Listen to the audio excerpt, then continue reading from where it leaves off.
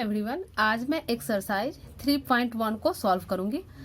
तो इस एक्सरसाइज को पढ़ने के पहले आप इसका बेसिक कंसेप्ट यानी मैट्रिक्स का बेसिक कंसेप्ट आप लोग अवश्य देख लें, क्योंकि बेसिक कंसेप्ट अगर आप लोग अच्छे से देख ले रहे हैं तो इसका हिसाब जो है बहुत ही आसानी से, यानी कहे इसको कि चुटकी में बन जाएगा, वही होगा, क्योंकि इसका जो भी क्वेश्चन है बहुत ही आसान है।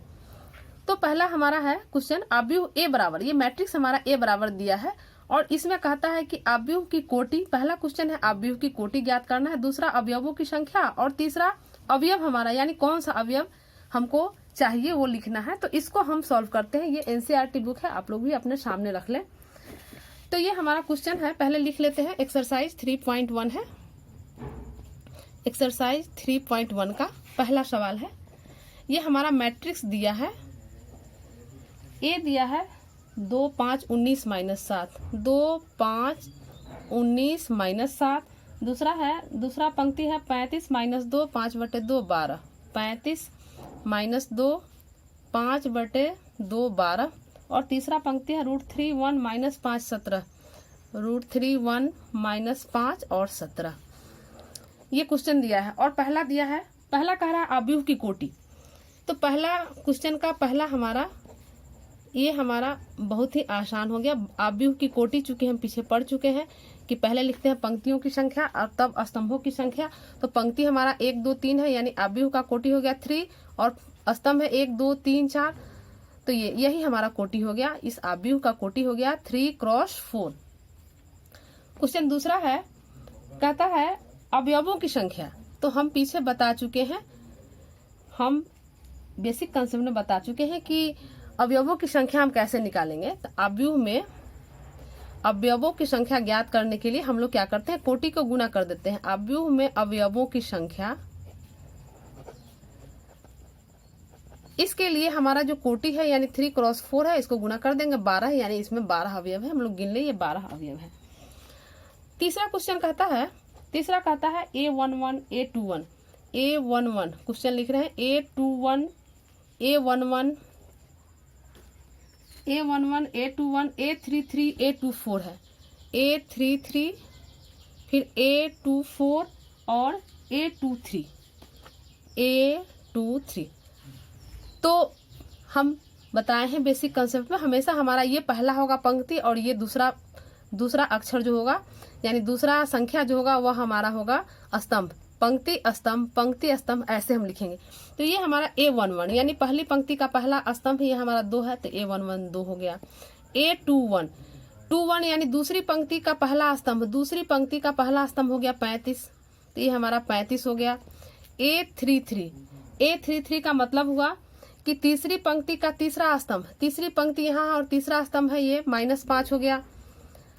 A24 यानी दूसरी पंक्ति का चौथा स्तंभ, तो दूसरी पंक्ति हमारा यहाँ है और चौथा स्तंभ है 12, तो ये A24 हमारा हो जाएगा 12। और A23 है यानी दूसरी पंक्ति का तीसरा स्तंभ, तो दूसरी पंक्ति यहाँ तीसरा स्तंभ है 5/2, तो इसको लिखेंगे 5/2। क्वेश्चन नंबर 2 देखते हैं। कहता है कि यदि किसी अवयव में 24 अवयव हैं तो इसकी संभव कोटियां क्या है। यदि इसमें 13 अवयव हो तो कोटियां क्या होगी। तीसरा है, दूसरा तो देख लिए, तीसरा भी है कि यदि किसी अवयव में 18 अवयव है तो इसकी संभव कोटियां क्या है। यदि इसमें 5 अवयव हो तो क्या होगा। दोनों सेम है, यहाँ 24 अवयव है तो यहाँ 18 अवयव है, यहाँ 13 अवयव है तो यहाँ 5 अवयव है। तो क्वेश्चन 2 बनाते हैं, सेम दूसरा पर तीसरा बन जाएगा। तो दूसरा क्वेश्चन देखते हैं। दूसरा हमारा है 24 अवयव कह रहा है, क्वेश्चन 2 है, तो लिखेंगे 24 अवयव वाले 24 अवयव वाले अवयवों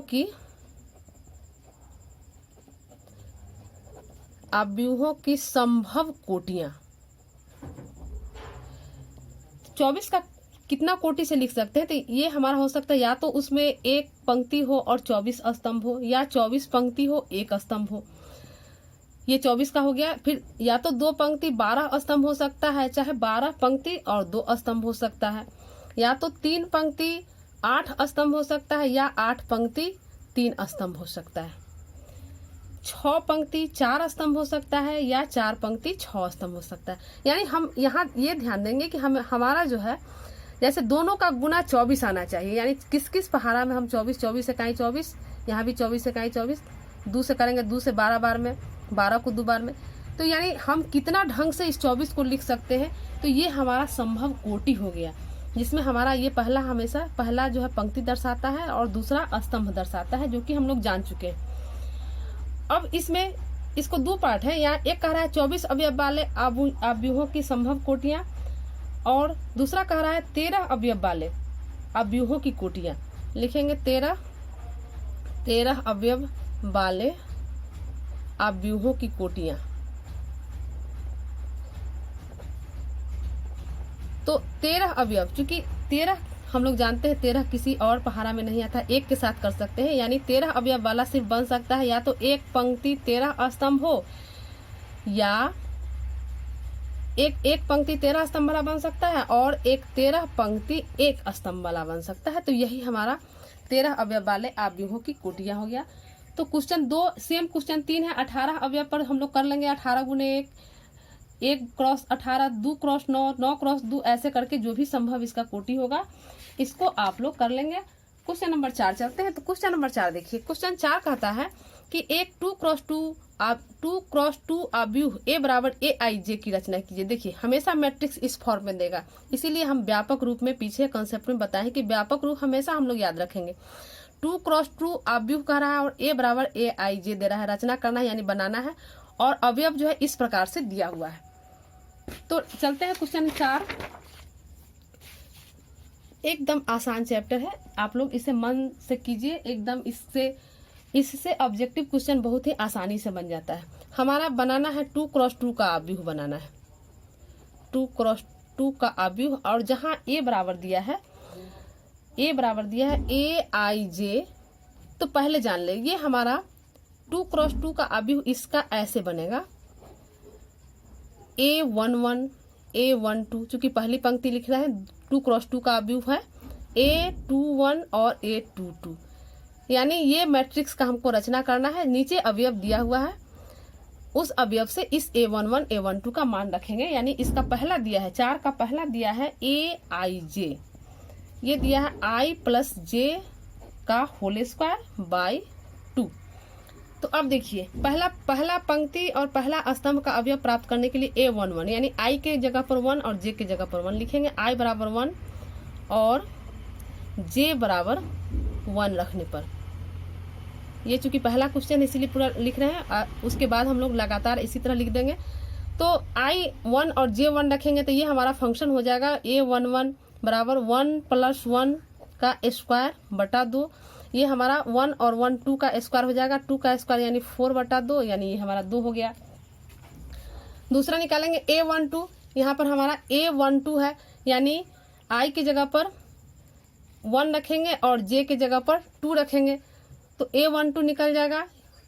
तो हमारा फंक्शन ये है AIJ है, तो A12 लिखेंगे, I की जगह पर 1 प्लस J की जगह पर 2 लिखेंगे, स्क्वायर डालेंगे, यहाँ बटा में 2 है, ये 2 1 3 हो गया, 3 का स्क्वायर यानी दूसरा हमारा 9 बटा 2 निकल गया।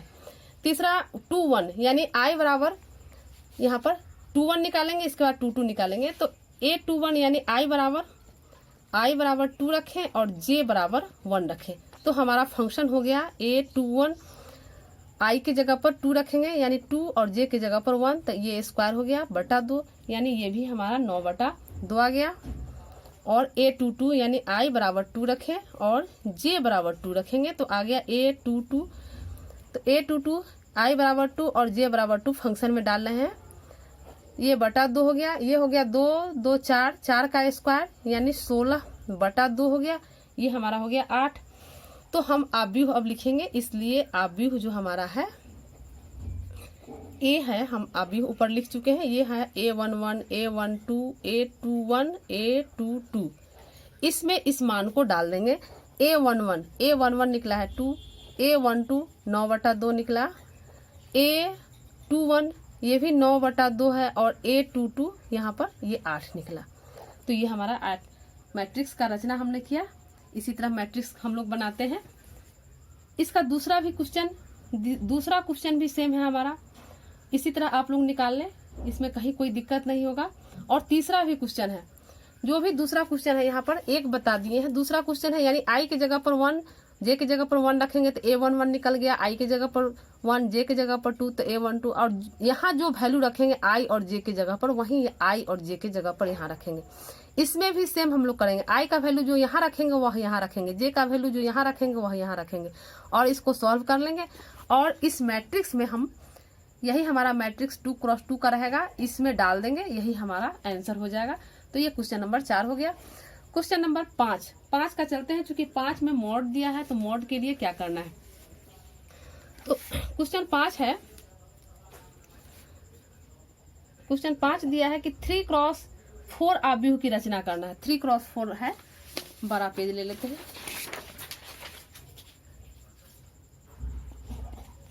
3 क्रॉस 4 आव्यूह की रचना करना है, यानी क्वेश्चन में है 3 क्रॉस 4 आव्यूह की रचना, ये हमको करना है।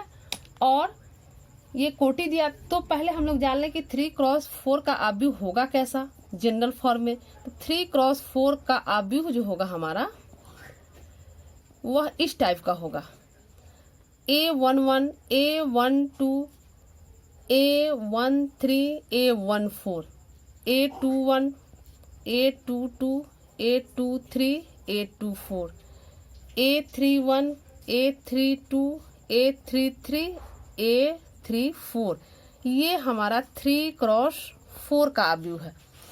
अब 3 क्रॉस 4 का आव्यूह है तो इसमें हमको रचना करना है, जिसमें हमारा दिया है इसका पहला AIJ बराबर 1/2 और mod of -3I plus J। हमको ये ध्यान देना है, मॉड में दिया है, हमेशा इसको ध्यान देंगे कैसे निकालेंगे, क्योंकि इसमें इतना फंक्शन निकालना है, बहुत लंबा होगा, इसलिए इसका कुछ पार्ट हम निकाल के समझा देते हैं और उसमें आप लोग वैल्यू इसका डाल दीजिए तो आ जाएगा। पहला निकालने के लिए हम करेंगे I बराबर 1 और J बराबर 1 रखेंगे। तो I बराबर 1 रखे, J बराबर 1 रखे, तो हमारा A11, तो ये बराबर हो जाएगा हाफ, ये मॉड रहेगा, -3 I की जगह पर 1 प्लस J की जगह पर 1। इसको सॉल्व करेंगे, -3 गुने 1 है तो -3 हो गया, और +1 यानी -3 और +1 सॉल्व करेंगे -2 आ जाएगा। इसको हम लिखेंगे ऐसे -2 और ये बटा में 2 है। मॉड में माइनस जो है हमारा प्लस हो जाता है, तो ये मॉड हमारा, इसको 2/2 लिखेंगे और 2/2 हमारा हो जाएगा 1। मॉड माइनस, चूंकि मॉड में माइनस है तो यह प्लस हो जाएगा, चूंकि हम लोग पहले इसको जान चुके हैं मापांक की परिभाषा से। तो A11 निकल गया। A12 निकालते हैं तो I बराबर 1 रखते हैं, J बराबर 2 रखते हैं, तो हमारा हो जाएगा A12 हो जाएगा हाफ। इसी में सेम रखेंगे, यहाँ पर -3 I की जगह पर 1 रखेंगे और J की जगह पर 2 रखेंगे। इसे सॉल्व करेंगे तो -3 + 2, -3 + 2 है यानी -1 हो जाएगा, -1/2 यानी यह प्लस हो जाएगा, 1/2 हो जाएगा। तीसरा चलते हैं, I बराबर 1 और J बराबर 3 रखेंगे, तो ये हमारा 1/3 हो गया, 1/2 ये -3 × 1 + 3, ये 3 और 3, -3 और +3 0 हो गया, यह पूरा 0 हो गया। तो तीसरा फंक्शन हमारा 0 हो गया। इसी तरह हम चौथा निकालेंगे, पांचवा निकालेंगे A14। इसी तरह अगर I बराबर 1 लिखे और J बराबर 4 लिखे तो ये हमारा A14 हो जाएगा। तो A14 हो जाएगा तो ये हमारा 1/2 I की जगह पर 1 यानी -3 × 1 प्लस J की जगह पर 4 रखेंगे, तो ये तो 4 में से 3 जाएगा 1, यानी यह भी हमारा हाफ हो जाएगा। तो ये हमने एक पंक्ति का निकाला। इसमें दूसरी पंक्ति का आप लोग I बराबर 2 J बराबर 1, I बराबर 2 J बराबर 2, I बराबर 2 J बराबर 3 और I बराबर 2 J बराबर 4, ऐसे करके फिर ये चारों निकाल लीजिए, ये चारों निकाल लीजिए, क्योंकि यह बहुत ही लंबा हो जाएगा।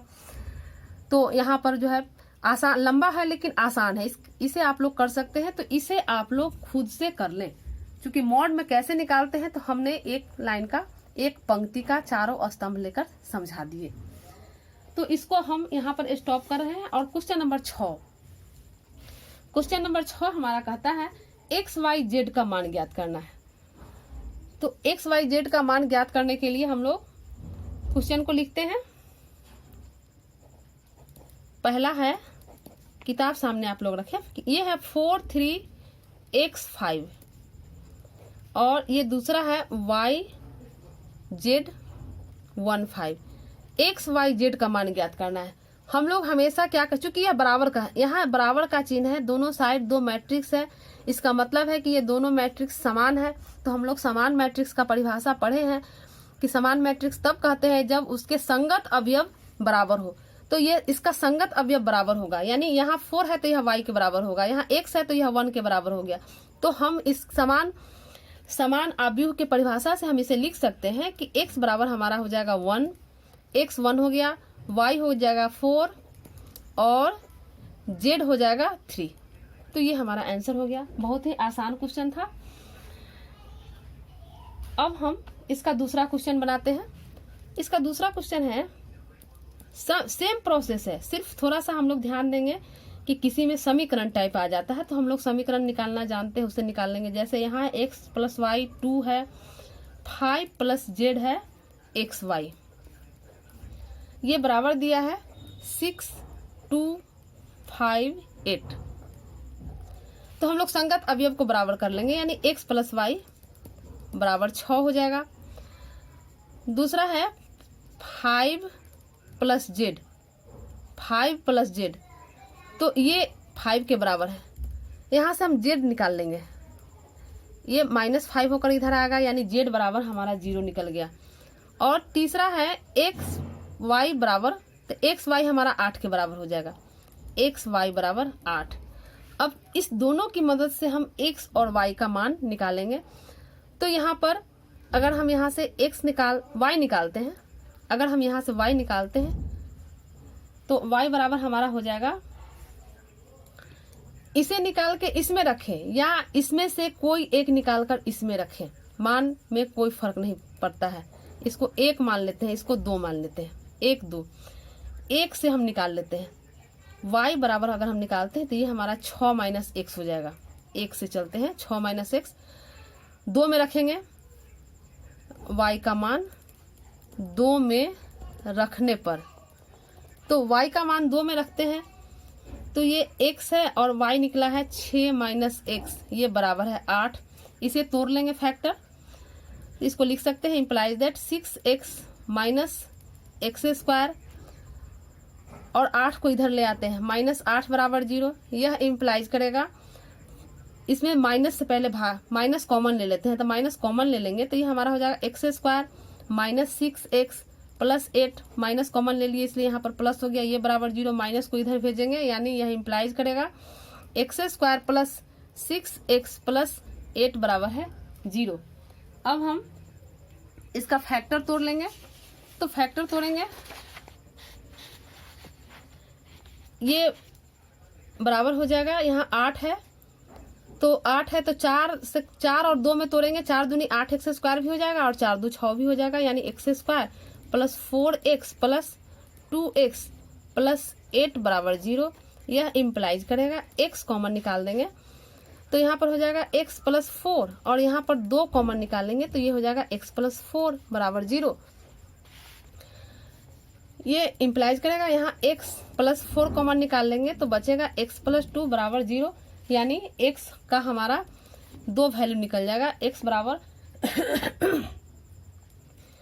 हम एक चीज गलती कर चुके हैं, यहाँ पर माइनस इधर भेजे तो यहाँ पर हमारा ये माइनस हो जाएगा, ये माइनस रहेगा ही, तो ये हमारा माइनस में आ जाएगा, ये सब माइनस में आएगा। यहाँ -2 कॉमन निकाल दिए हैं, यहाँ -2 कॉमन निकाल दिए तो इस माइनस के कारण यहाँ माइनस हो गया, यानी x - 4 और x - 2, x - 4 और x चूंकि एक गलती के कारण यहाँ पूरा पोर्शन गलती लिखा गया, यहाँ हमने सुधार दिया, तो ये हमारा हो जाएगा x बराबर हमारा 4 आएगा और 2 वैल्यू आ गया। अब हम चूंकि यहाँ पर देख लीजिए y बराबर उसमें लिखे हुए हैं, y बराबर हमारा 6 - x है, इससे हम y का वैल्यू निकालेंगे तो लिखेंगे जब x बराबर 4, x का वैल्यू यहाँ 4 डालेंगे, x का वैल्यू यहाँ 4 डालेंगे तो 6 में से 4 गया 2, यानी y बराबर 2 आएगा। और जब x बराबर 2 डालेंगे, इसमें x बराबर 2 डालें तो 6 में से 2 जाएगा 4, यानी y बराबर 4 आएगा। तो यही हमारा आंसर हो गया। आंसर हो गया, हम यहाँ लिख सकते हैं x बराबर है 2 4, y बराबर है 4 2 और z बराबर है 0। तो ये हमारा आंसर हो गया। तो कहने का मतलब जब भी हम x y z का वैल्यू निकालना हो, अगर समीकरण दिया हुआ हो तो हम लोग इसे समीकरण को सॉल्व करके निकालेंगे। जैसे कि इसका अगला क्वेश्चन, कभी भी समीकरण सॉल्व करने में घबराएंगे नहीं। जैसे इसका तीसरा क्वेश्चन दिया है, ये दिया है x plus y plus z, x plus z है और y प्लस जेड है।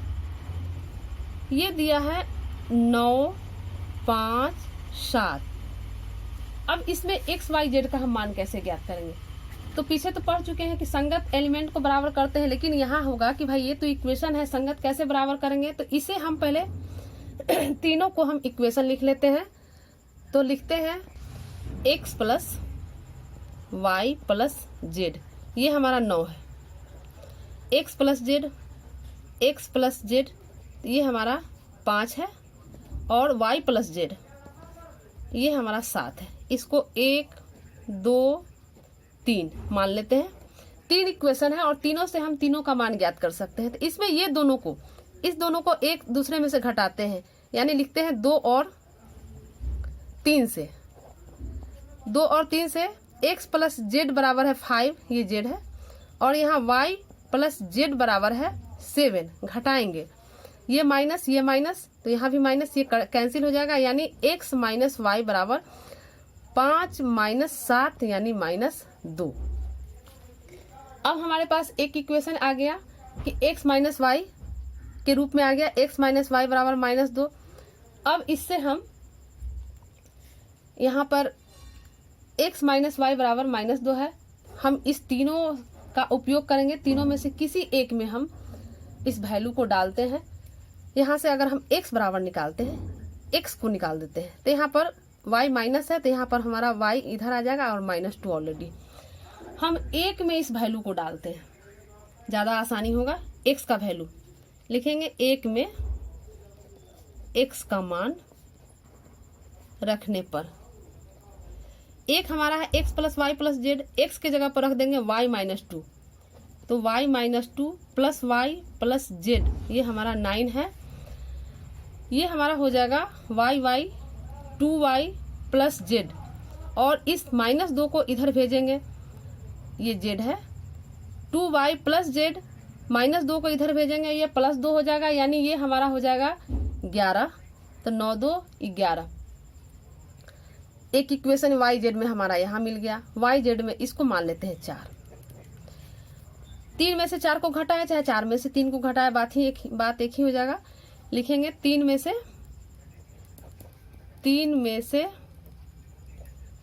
4 को घटाने पर, 3 में से 4 को घटाते हैं। 3 हमारा है y प्लस जेड और 4 है हमारा 2y प्लस जेड। ये है 3 है 7 और ये है 11।